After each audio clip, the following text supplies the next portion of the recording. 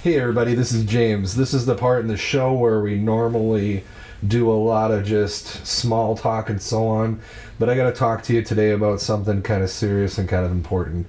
So Aaron's made the decision to step away from the show. We had talked previously in past episodes about burnout, and Aaron's been feeling a little bit of the burnout with collecting and so on, and he's just had a lot of changes in his life. So Aaron will always and forever be a part of the family. He's welcome to come back to the show anytime he wants, even if it's just in a guest capacity. So thank you for doing 30-some episodes with me. I appreciate it, and I value your friendship.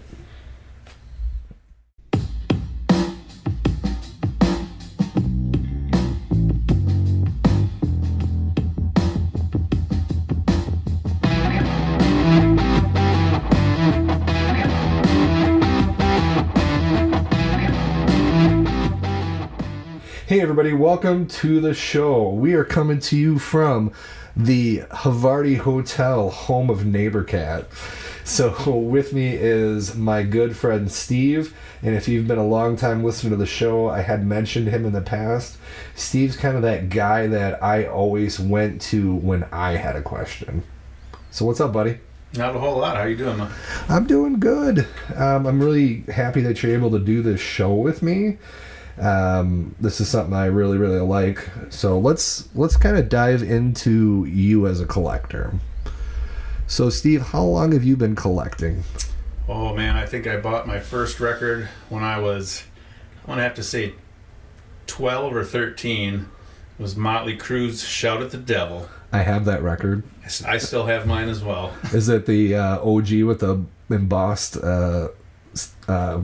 pentagram on it? I believe so. Yeah, well, maybe we'll have to pull it out a little later. That's the only good version. All right. So, buddy, one of the big tenements of the show, and I know that you've listened to it in the past, is we've always had this rule that people collect in their own way, that we never shame someone for how they collect or what their turntable is. We believe in being inclusive, not exclusive. But one of the big things I've always noticed about you is you and I definitely collect in a different way. Oh, totally. I'm very off the cuff, just kind of winging it as I go. And that's how I've always been with most things in life. And it obviously transfers over to my record collection habits. So if I'm sitting here in your room right now where you keep all of your records, they're sitting right in front of me. If I were to ask you how many records you have, would you be able to tell me? No. I could give you a fair estimate, and I'm probably fairly far off on that even. Sure. So let's just do this for a second. Roughly how many do you think you got? I'm probably somewhere between 125 and 170. Yeah, I would agree with that as well. So what would you say, because I know you used to be a really big avid collector, more so than you are now. At your worst, how much did you have? My biggest collection size at the time was probably around 200, so not much more than I have now. But as we go through life and things happen and you get into different stuff and different modalities of direction, I went through a purge of material possessions like a lot of people do. And I would say I probably got down to, I only had maybe 25 to maybe 50 records that were like near and dear to me that I was like, I can't get rid of these, but everything else just kind of had to go because I was trying to like redefine myself or something. So you got rid of the bloat and you went from all filler and just killer. All filler, no killer, yeah. And some of it wasn't even maybe killer stuff, but it was just things that were very personable and just kind of near and dear to my heart. Just a certain record that from a show that I'd seen, and a band that I met, and like they touched me in non-sexual ways. Well, you're a pretty fun guy, so maybe later they did touch you. Yeah, you never know. We could save some of those stories for later. Exactly. Yeah, basically, there was just like those certain few records that I knew I couldn't live without, no matter what. And a lot of the other stuff was like, maybe I knew like kind of inherently like I can always find that record down the road if and when I want it again. But some of the records that I saved were literally like, I know there's no way I would ever find a copy of this again, and even not even probably realizing it as much as I realize it now, being a teenager, early 20s, when, that purge, so to speak, happened. I think I just inherently knew, like, you can't get rid of that dummy because you're never going to find it again. It was probably a run of 100, like a 7-inch of, that was a run of 100 or less, maybe, that a touring band that hasn't existed for 15 years. At the time, that band was still around. Now, those bands are long gone, and, who knows what even happened to them. They're probably working at, the musicians are probably working at Best Buys and, and Targets and whatnot, or, who knows where they're at. So would you say when you had your purge, was this around the time when vinyl was pretty well dead in the ground?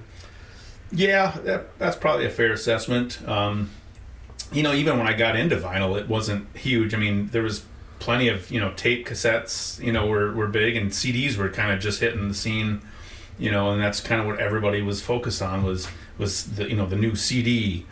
For those people at home that maybe don't know what a CD is, it's like a small record that's played with lasers. Yeah. So they're popular again.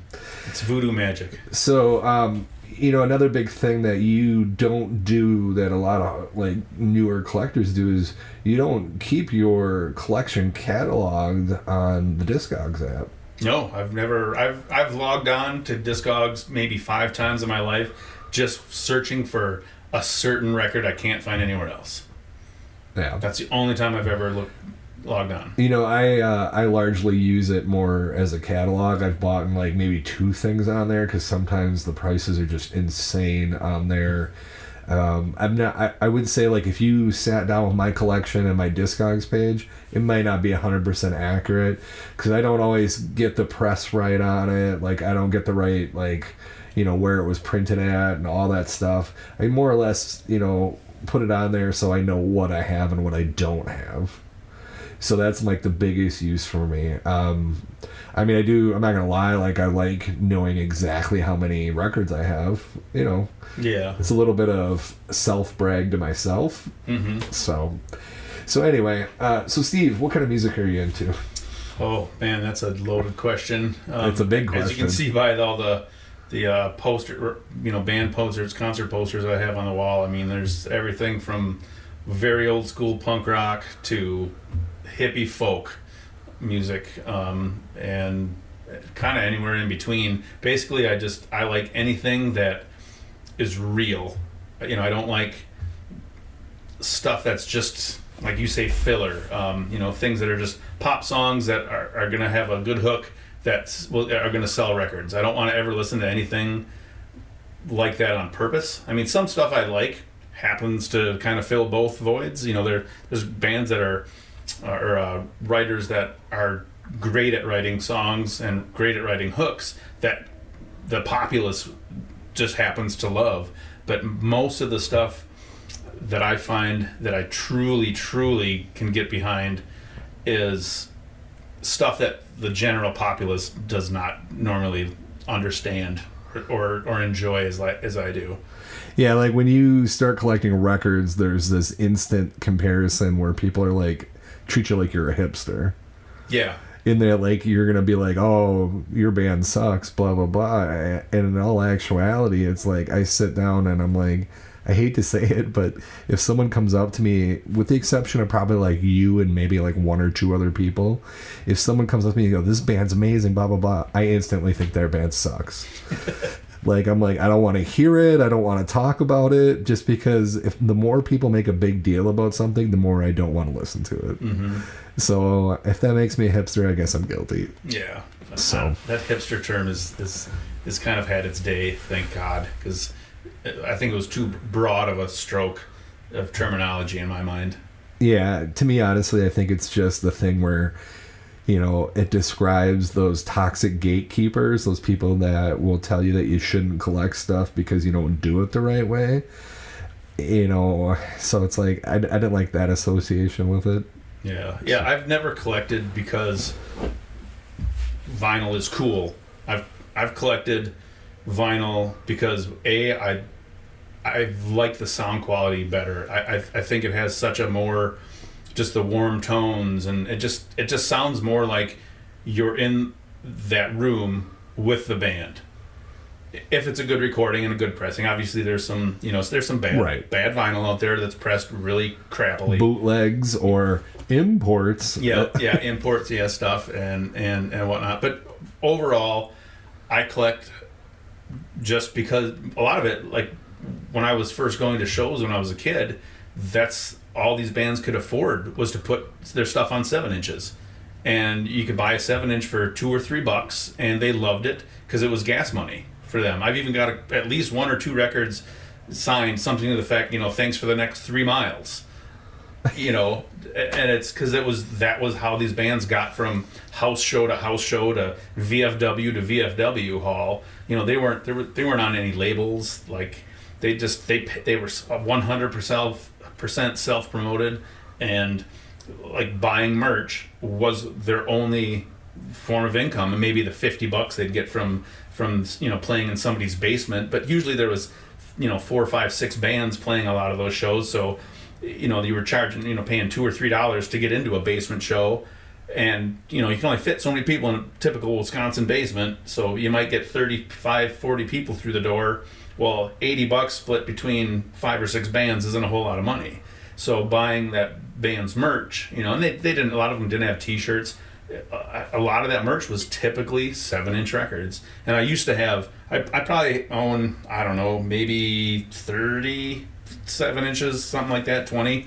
I used to probably have 150. That was a big part of the purge, was those 7-inches, because at the time, a lot of them I owned were very rare, and they actually had some value. So when I was going through the purge, those were kind of the top of the list to go, because I was like, well, at least I'll get some money out of them.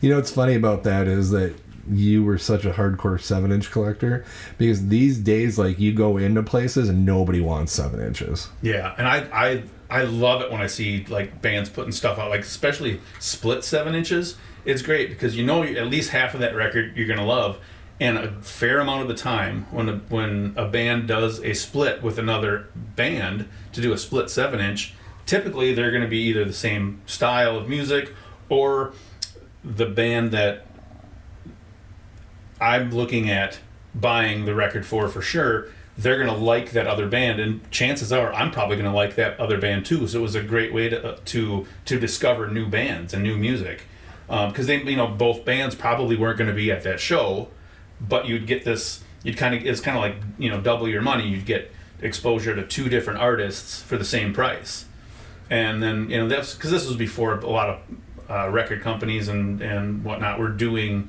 compilation records, which were always a great source. Right, I got a lot of those. I don't typically buy a lot of compilations, but like sometimes like those old Souls albums. I know that's not your main genre, but I love me some old soul. And like when those guys get together and they do a concert, like the Spinners and Smokey Robinson and like all those guys are there. I'm like, I just love that bouncing between those two. And kind of going back to that whole 7-inch thing, I freaking love 7-inches. Like, nothing makes me happier than when I go to that garage sale and there's this giant box of 7-inches, and then there's these dudes that are just going through looking in the 12-inches looking for stuff to flip. And then there's me. I'm down there. I'm like, oh, here's a Rolling Stones 7-inch. Here's a Beatles 7-inch. Yep. And I'm just like... And then they're like, oh, there's 7-inches? And I'm like, no, there's nothing good in here. Dirty dog. Right, and you get good deals on it because nobody wants it. Like, over the summer, I got like 48 of them at one rummage sale in great condition, and I got them for $8. That's a score right there. And now, granted, it was a patient that recognized me, and they're like, "Oh no, you're so nice, yeah, $8." I'm like, "Here you go, deep sucker." I still see those people. Right. So another one of those classic questions we always ask people is, we're like, "Hey, if you were going to be stuck on a desert island, what 5 albums would you bring with?" And I know you prepped that list. I did prep that list because that was. When I first heard that, or when you first brought that question to me, I was like, gosh, that's a great question, because 5 albums is not many. And that comes from the movie High Fidelity. Yeah. Because he always makes lists, and that's where that originally came from. Yeah, so my list, it's by no means in any sort of order. It was just, maybe my number one is probably my number one because it was literally the first record that came to mind, and that would be the band Bad Religion's No Control. I believe it was their second studio album, and this album is just it was just a pivotal moment in my life. I was kind of really just getting into the local music scene and the punk rock music scene, and this band just had it all. They had, like, the recording quality was great. The lyrical content of this band was by far superior to anything I'd heard before. And then just the style of music, just that raw, in your face, super fast punk rock sound. I fell in love with it. And the more I got into the band Bad Religion, the more I learned about them, just the more I fell in love with them. But that was kind of that starting point for a band that they're still putting out albums, they're still touring, sure and they started, I believe they joined somewhere around 78, 79 is when they formed. Their first, like, studio album came out in 80, I believe, and they're still together. Greg Graffin, the lead singer, actually he just wrote a book, a memoir book. The name of it escapes me right now. That's okay. We're gonna give our fans some homework. They can look that up on their own. But check it out. I just watched an interview with him on it, and it was just a fun little interview that he had done online.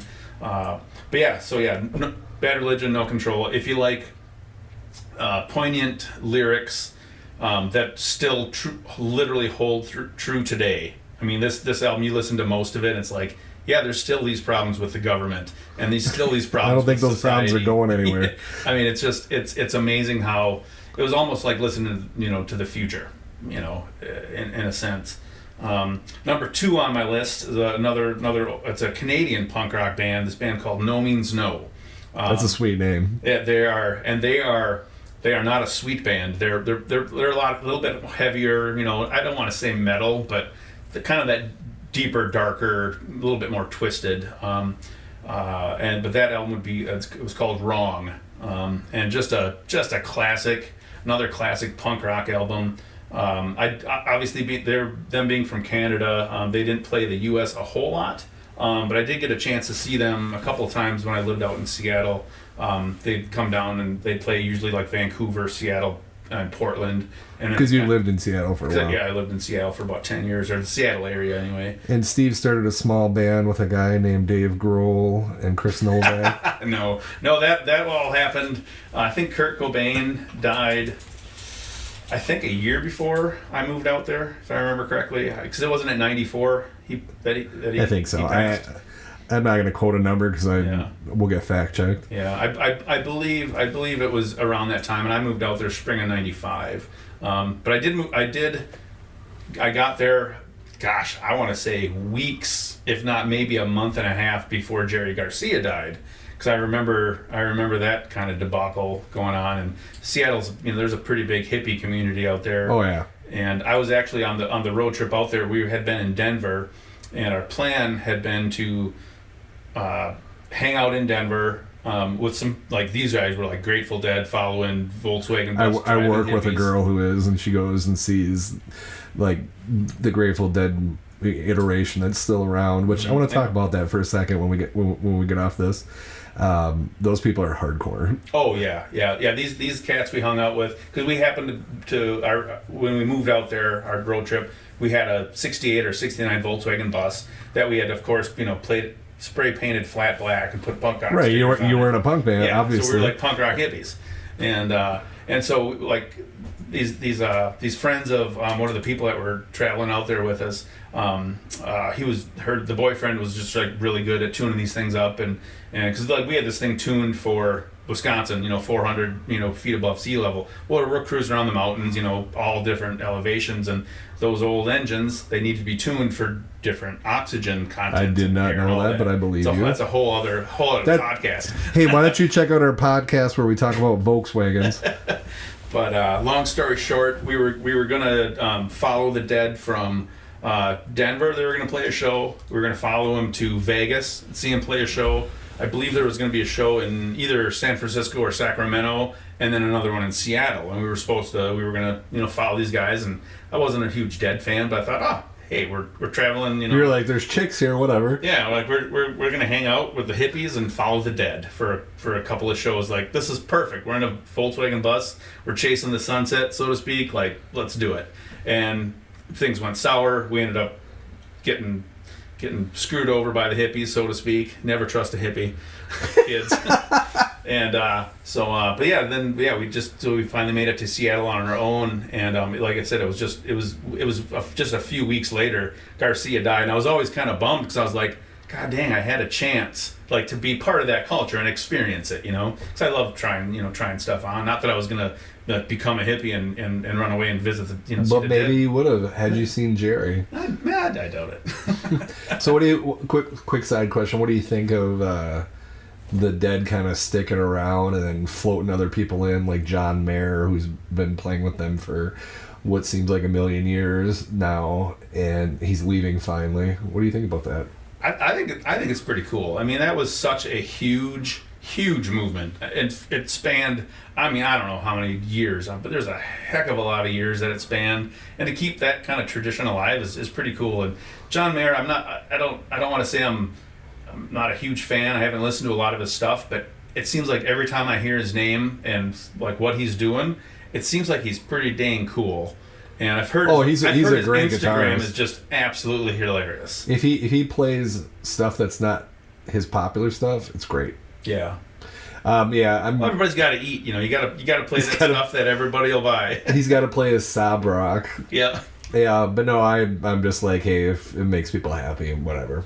Yeah, exactly. Exactly. And they're obviously doing something right. So for it to just die off because one member dies, I mean, not to say that Jerry Garcia was just another member. I mean, he was a huge part of that band. Yeah. And that movement, but still, and also but the movement was bigger than him. Yeah, and it's a huge tribute to him, and what he created there as well. So it's. I mean, he's probably up there dancing along with all them bears up in heaven or hippie heaven. Maybe they got their hippie own heaven. That's a special place. Yeah, hippie heaven has a special place in hell.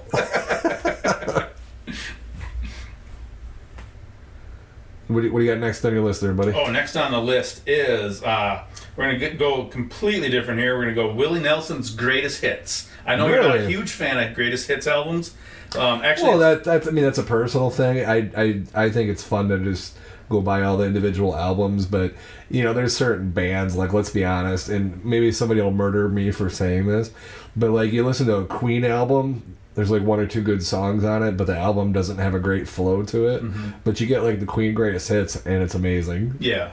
So yeah, and the full name of the album is Greatest Hits and Some That Will Be. So some of the albums, like at the time, and not that I was around when this album was made, it's probably late 70s when this was put out. You were smoking weed, Willie. Yeah. But there was basically songs that weren't even really greatest hits, but they probably, most of them turned out to be. And it's just one of those banger albums that I grew up with. My dad was a huge Willie Nelson fan. Oh, yeah. And it was kind of always background noise when I was growing up. It was, I imagine, probably one of the albums, not even knowing it at the time, but one of the albums that like just got me into music and my love of music. And still, I put it on today, and it's just like I can sit down, and there's days I can sit down and cry to it, and soak away my problems with some beers, or I can put it on at a party and like dance my ass off to it. And that's what I've always loved about Willie's records is there's just even a lot of his songs, there's whatever kind of emotion you're feeling that day, you can pull that out of a lot of his songs. Right, and I'm gonna be honest with you, like you dig into Willie and you learn about him and some of the songs that he wrote with other people that you don't really know about.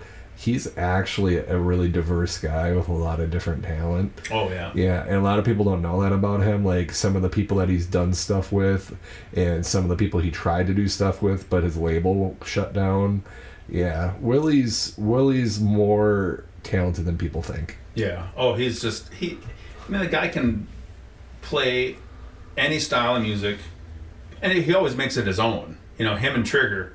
I mean, come on. I mean, there's no other more notable sound. I mean, when you hear that guitar play, you know it's Willie. Right. You know, whether you even really are into Willie Nelson or not, you hear that sound, and it's, if you have any sort of an ear for music, you know what guitar is playing right now. Right. Not even who's on it, but what guitar is playing. Yeah. I mean, I appreciate Willie. I'm more of a Waylon guy, though. Oh yeah. Oh, and I love Waylon. I mean, then the two of those guys together. Oh, I mean, that's the Outlaws. That's man. an eargasm right there. All right, what number are we on now? Number 4, I have Gaslight Anthem. Great. Some people call them punk rock. I don't really classify them as punk rock per se. That's one of the artists you got me into. I started listening to them. They're just a great rock band with punk roots, I would say is a better way to explain it. I don't think there's a technical term for that in the music industry right now, but that's how I kind of view them. But We don't need labels. Yeah, exactly. And there's so many great albums that they've put out. I mean, in my opinion, they did not put out one bad album ever. I have was it the Sound of 65? 59 Sound. 59 Sound. Yeah. That's the one I got. Yeah, and that's a great album. That one almost made the list. Sink or Swim, which was their freshman album, almost made the list. It probably should be the one of theirs I'd pick, because I literally have 2 tattoos from that album. I have the album cover as one tattoo, and then a song lyric from one of the songs on that album tattooed on me. But Are either of them a tramp stamp? No. Okay. But the album I chose from them is Handwritten, and mostly because it was the first album that I'd heard by them, I should say the first tracks I heard by them were off of that album, and the what I was going through in my life at that time, and that album, just the synchronicity between the two, the timing of my life and that album, it was almost like an angel from the Music Hall of Fame came and laid this album in my lap and said, "Here you are, my son. This is what you need to hear." It was just like kind of a moment, you know. It was just great, and it got me through a pretty hard time in my life.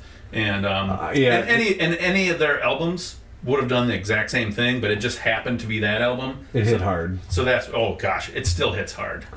No, and we always in the past had always been really pro mental health and talking about that stuff and getting through that stuff. So I appreciate you sharing that. Oh, definitely. Yeah, I mean, music is my therapy. I mean, no holds barred. Like, if I'm having a bad day, what do I turn to? I turn to music. Like it says you haven't been to my place in a while. I got that big K-Lag shelf, and I got a light up marquee, and it says Vinyl Rehab. I think I did see that. Yes. Yeah, before the Butch Walker show. Oh yeah, you did. That's right. Yeah, Steve and I went down to the House of Blues with my wife Chelsea. We got right in the pit. Not that it was a mosh pit or anything, but we got right up where maybe there's 2 people in front of us that were, we'll say, special. And it's always special people. Yeah, and then we have those people that always try to do the same crap where they cut in line and cut in front of you and ridiculous stuff. But we got to see Butch, and it was the first time since, I think I want to say it was like 2006 I had saw him. It's the first time Steve had saw him, and he did not disappoint. Oh, not at all.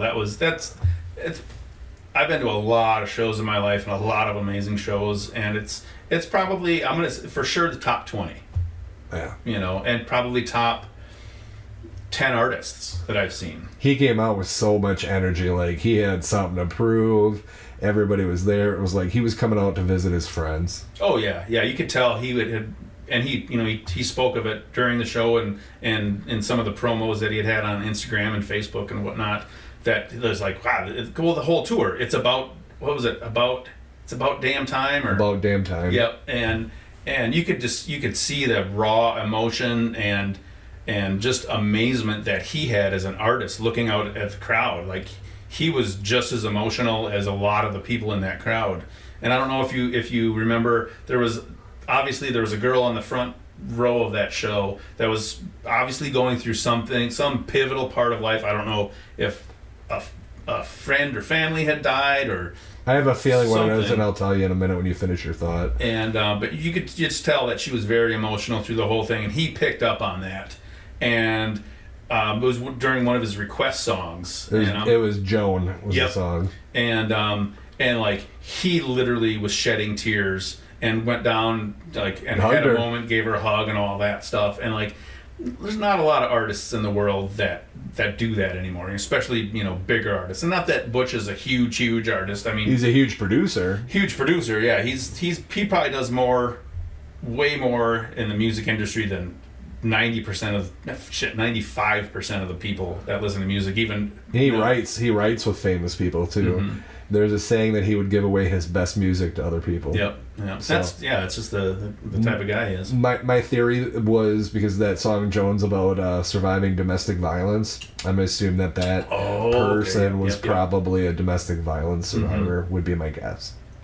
Yeah, and at one point, dude came out into the crowd, and I got to fucking shake his hand and touch him, and my wife got a video of me, and I'm just geeking out so bad. And You were flapping your arms like a little schoolgirl. It was really neat to see. Just you were definitely like a 10-year-old boy excited for a BMX at Christmas kind of energy. Yeah, I would say that was on level with the photo that my mother took of me in the 80s when I was opening up my Nintendo. Knowing your love for video games, that does not surprise me at all. That was so exciting. And it was, sure, driving to freaking Chicago for 3 and some hours sucked, and that traffic was terrible. But every minute of that concert was wonderful. Oh, my drive was fine. I was just backseating it. Because normally I'm the guy driving to and from the shows, so it was very nice to not have to have a trip somewhere and not be the driver. My wife was going to drive home, but she did not plan accordingly and had to work in the morning, and I felt guilty. So I drove. But no, it was great. And then Steve pointed out Jossie, who I've talked about in previous episodes, is coming back to Appleton in December for a New Year's Eve show. Mm-hmm. And so I'm excited to see him. He was actually my #1 played album on my Apple Music year-end review. So they had a video. I know Spotify has something like that too. And I posted that on one of his posts on his page, and he replied, "Fuck yeah." So I have a feeling, because I comment on his stuff a lot, if he sees me at the show, he's going to know who I am. Yeah. So anyway, listen to you fangirling and shit. I love it. I'm 41 going on 42. I'm not going to be shy about what I love anymore. Oh, you can't. Yeah, there's no point. So what do you think about those year in review things like Spotify? I know you're a Spotify guy. Yeah, well, I had been Amazon Music for years. I just literally switched to Spotify like, I don't know, I think it was late July, August. And I'd listen to Spotify because they do have some stuff, but I never like paid for the the premium stuff. But I have this fancy digital tuner that I can hook up to Wi-Fi and run my whole stereo off my phone and whatnot. And I set up my backyard as a listening station as well. I got zone speaker systems and whatnot. But I was building a system that I could listen to my vinyl outside, but when I'm out by the campfire. And this Wi-Fi digital receiver I got. I may have been drunk a few times here at Steve's house listening to music. Yeah, it's great. Once or twice. It's a great time. You should all try it. So this system worked best for that, but I could not get it to interface properly with Amazon Music. Okay. And it would play. It's got the Amazon option on there, and it would play the music, but you could be playing sometimes for 3 minutes and it would just cut out, or sometimes it would be 3 hours and it would cut out. And also I noticed like, I build a playlist that might be 3 hours long. It would only play like, an hour of it, and then it would just cut off, and it would just like start repeating that only a third of the content I'd put on it. And it was frustrating. I tried everything I could, contacted Yamaha. It's a Yamaha receiver, and they were like, yeah, Amazon doesn't play nice with us. So they were like, yeah, we're just not even going to offer it in in future models. So I kind of made the decision. I was like, well, I got this big system. I mean, literally thousands of dollars into it. Yeah, it's an elaborate system. I'm not going to not be able to, listen to music properly. I did it for ease of use. So I just kind of did the trial thing of Spotify, and it works great for that. So that's kind of the reason I switched to Spotify. And now that I'm used to their format, it's just like just about every other format. They're all pretty much the same. They have, you just kind of got to get used to the way the workarounds that they each have. So Yeah, I had Spotify for a couple years and switched over to Apple purely because they were doing a bundle deal with their arcade, their cloud-based storage, and a family plan, and it was like $2 more than I was paying with Spotify, and I got all this extra stuff. yeah, And then and they had different stuff on there that wasn't on Spotify, so it was nice. It was a pain in the butt to switch, but yeah.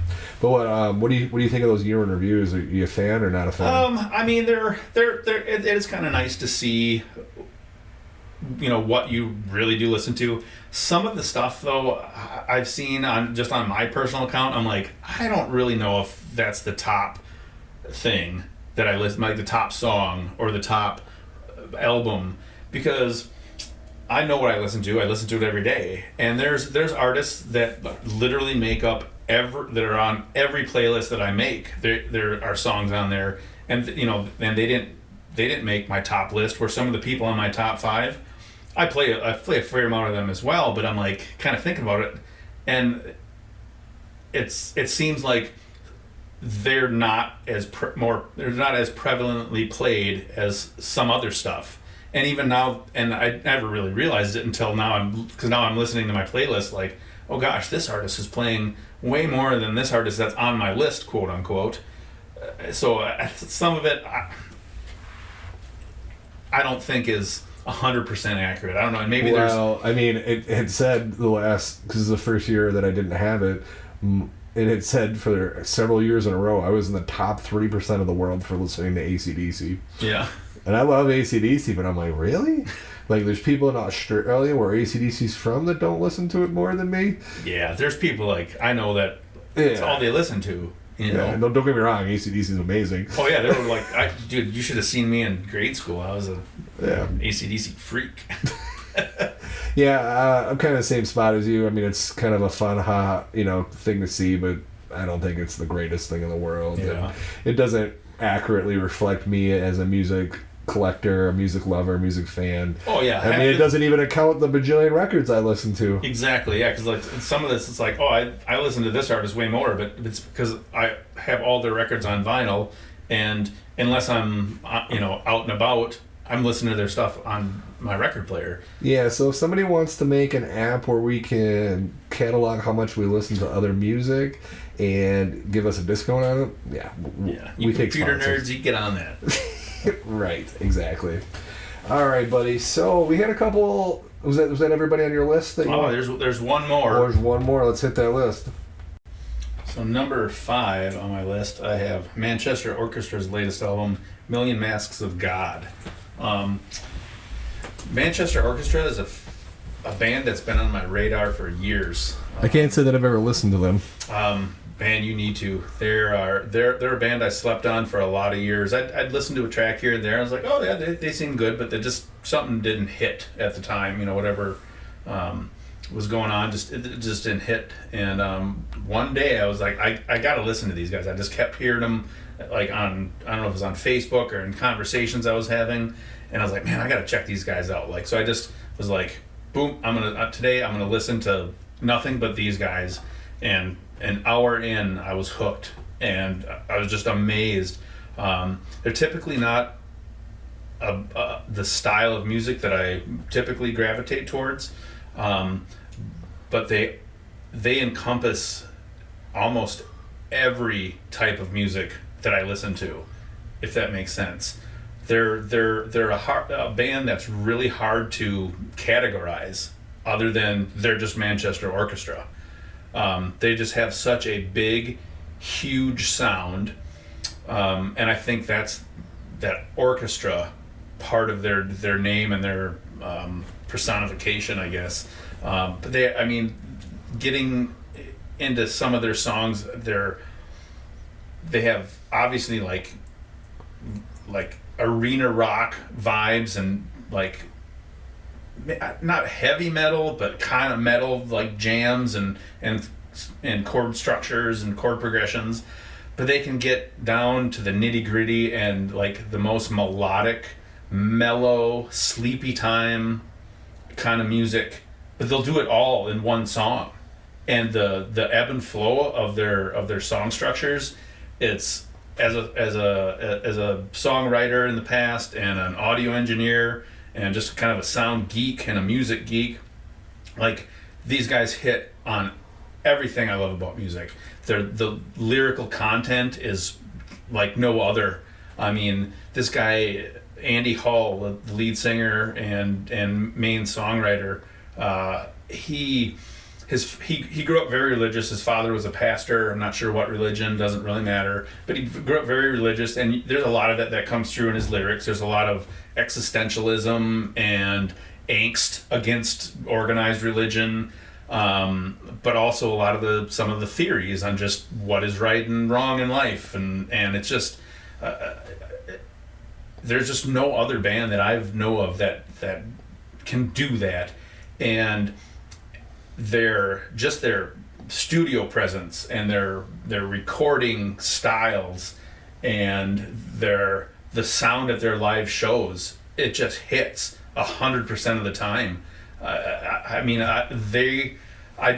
finally got to see them live. I guess it was last year, like fall of last year. I saw them, went down to Chicago to see them. That's probably right after post-COVID touring started up again. Yeah. And I walked away from that show. I mean, I'm not going to say I don't shed a tear at every show, but there's also. Well, I've seen you shed a tear at a show. Yeah, I mean, and I love you for that. Thanks, man. Thanks. And they're not afraid to use backing tracks for some of their live performances and whatnot. Which I never mind as long as everyone's upfront about it. Yeah, it's like, because like some of that stuff you just can't reproduce other than in the studio with tools in your editing, in your software. And you can't be like Kiss now where you're pretending that you weren't doing it. Yeah. And but they do like some neat stuff, like in their live shows.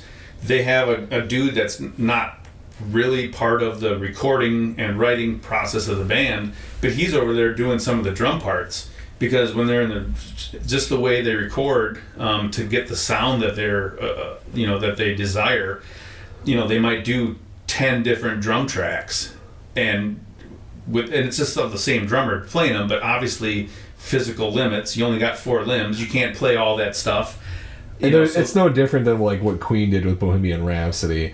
They plotted everything out. They pieced it together. I mean, and people don't sit and go, "Oh, well, Queen phoned it," and I'm like, Queen had to use backing tracks for that. There's no way. Yeah. Most big recording acts that have a big sound, there's going to be some of that kind of stuff going on, and that's fine. I mean, the desired effect is a certain sound. You do it, and in today's recording world, the technology is just so far out there that you can pretty much do whatever you want. And some bands, they might get a little bit disconnected or overproduced. But these guys, they just to me, they don't have that feel. Others might think that maybe. I don't know. I can't think of anybody that.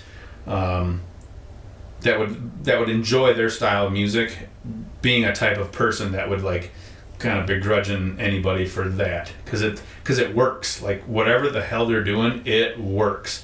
And I mean, they can capture an audience and capture a room, unlike many bands I've ever seen play live. And like I've only had the chance to see them one time. It was just this last fall, and I kind of didn't know what to expect. I'd seen. During the pandemic, they'd put out a live stream, video live stream of them, and they were recording in an old church. And it sounds like this is a place that they've utilized before, or maybe they bought it, or I don't know the story behind that. But it sounds like it's a place that they practice at, and maybe have done some recording at and whatnot. But anyway, they did a ticketed. Actually, no, it was not a ticketed. I take that back. It was just a on YouTube channel type of a live stream event. I actually bought a poster for it. You can get a poster and some gear and whatnot. We're gonna have to do an episode at some point where we talk about the poster community.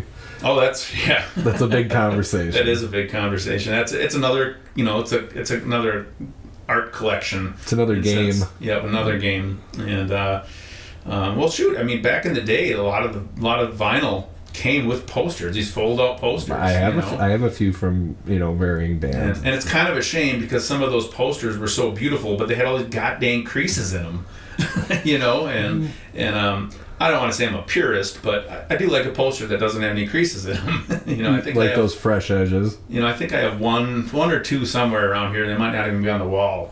That they came in the mail, and rather than putting them in a tube, they just folded them and put them with the record or sons of bitches and whatnot. It's like, oh man, like, yeah, great, I got a signed poster with a big crease in the middle. Like, yeah, that's it's kind of like, gonna, but and you're like, maybe I can iron. No. Yeah, no, yeah, it is, and I know that everybody else in the world that has one of those. Well, actually, I shouldn't say that. There's probably a couple people that are friends with those bands that have one that's clean, and those would be the ones that'll be worth $1 million someday. And those are the ones we're gonna go steal. Mm-hmm. But and I have like. I'll frame stuff that, like, flyers that I've torn off of telephone poles, because that's the only like visual media that evidence of a show, and it's like, well, I'll take it. I love old punk rock flyers and whatnot, like that's because that's the only way it used to be able to be communicated where and when a show was. You went to your local record store and you looked at the flyers and the entrance. Like the exclusive company. Like the exclusive company. R.I.P. R.I.P. Pour one out for our the exclusive company. But that was just, there wasn't all the social media and stuff, and obviously there weren't advertising on the radio and TV because it was an underground scene, Absolutely. Well, thank you for sharing your top 5. I think I'm probably gonna check that one out that you were just mentioning. So we're gonna start heading towards the back half of the show here, because Steve and I got things we got to do. We got to go get our kids and that. Adulting. Yeah. Bullshit. So, recently we had a couple artists die.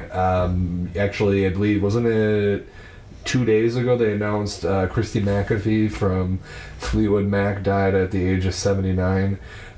Just an iconic band, and to have a rock band where you have a keyboardist and to have them still sound like a rock band, that shows how good of a musician she was. Mm-hmm. She did a lot of backup singing with it, and I don't think Fleetwood Mac's going to be the same without her. Oh yeah, definitely not. We did lose Miss Loretta Webb, better known as Loretta Lynn, at the age of 90.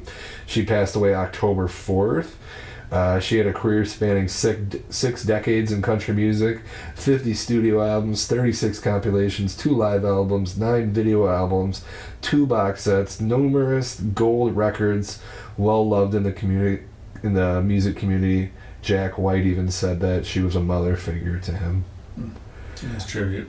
But that just shows you how much people loved Loretta Lynn. You know who a lot of people didn't love? I know where you're going with this. Jerry Lee Lewis. So we lost Jerry Lee Lewis as well. I did prep a little bit more information on the Killer, as he was known. Rock and country legend Jerry Lee Lewis passed away at age 87, just 2 days after his death was falsely reported. He actually passed away on October 28th. As I said, he was nicknamed the Killer. He was known for being one of the most influential pianists of the 20th century. Some of his better known songs were A Whole Lot of Shakin' Going On, Great Balls of Fire, and High School Confidential, which Steve knows about having his balls on fire. So we've all been there. It's better now. He got antibiotics. He was very popular, known for his high energy. Perhaps his high energy was probably what got him into trouble.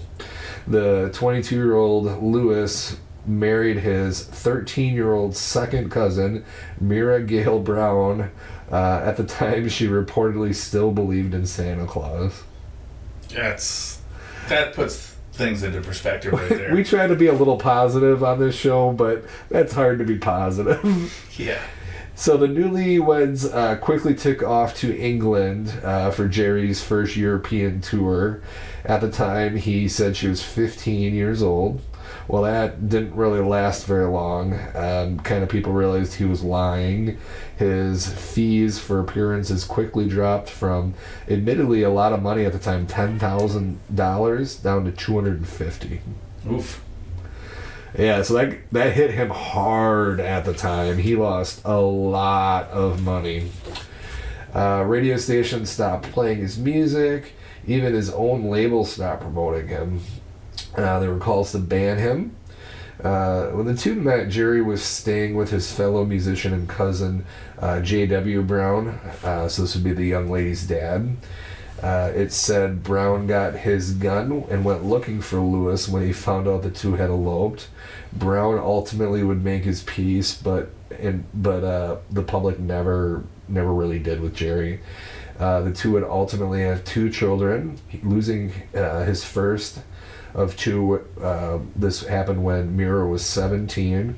I believe it was their son, and I think he drowned. The pair divorced in 1970. They cited infidelity and drug abuse. Mira was Jerry's 3rd wife. So think about that. He's 22. This is his 3rd wife. And Jerry would go on to marry and divorce 4 more times after this. Yeah, that almost, just listening to that information almost seems like, gosh, is that the start of the cancel culture? Oh, no, there's no doubt Jerry would have absolutely gotten canceled back in the day for this. And, the thing I recently found out was a lot of states it's not illegal for children to get married. Yeah, I mean, down south, they're just geographical and just the views of the southern culture are a lot different than we have it here in the Great White North. Yeah, up here.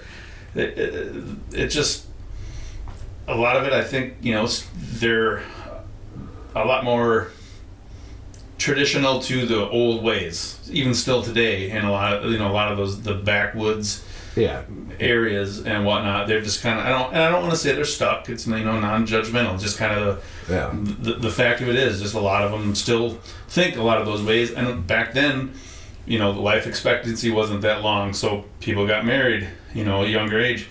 Basically, I mean, if you go back to colonial times and in Britain and across the pond over there, basically as soon as a woman is able to bear children, she's married off.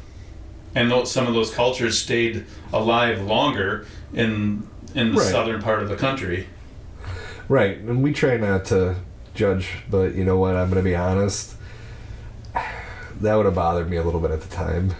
I wouldn't have been okay with that. I mean, we got a world here where Kanye West, a black rapper, is posting anti-Semitic Nazi swastikas and stuff like that. So, honestly, I'm not surprised that this happened back then.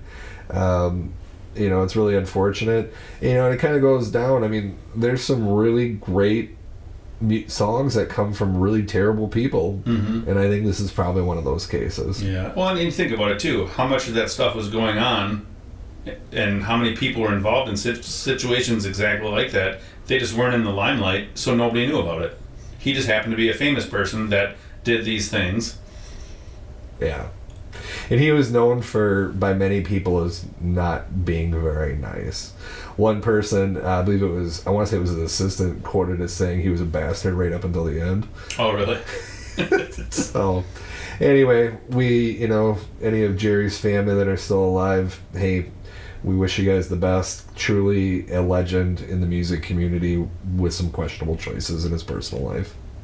So, well, hey, that's really all I had prepped. We were just going to kind of keep it simple today, give you guys a chance to get to meet Steve and get to know him. There's so much stuff that Steve and I could just sit here and talk to you about all day. Like his backyard concerts that he does where he has actual touring acts come play in his backyard. And some point down the line, we're going to delve into that and how he made that happen and maybe some of the legal concerns with it. Maybe at some point down the line, if Steve wants to keep doing this, we'll get some of those people to come talk to us. We hope that you keep collecting, keep spinning those records. Steve, you got anything to say before we cut her? Not in particular. It's been pretty fun. First Despite one, some we've been of- talking about it for months, really. Just bring me on as a guest every now and again, and maybe you're going to be a who full-time knows? guy. Yeah, who knows? Well, only the future knows. Right. So thank you for listening. Don't be afraid to message me on our Facebook page.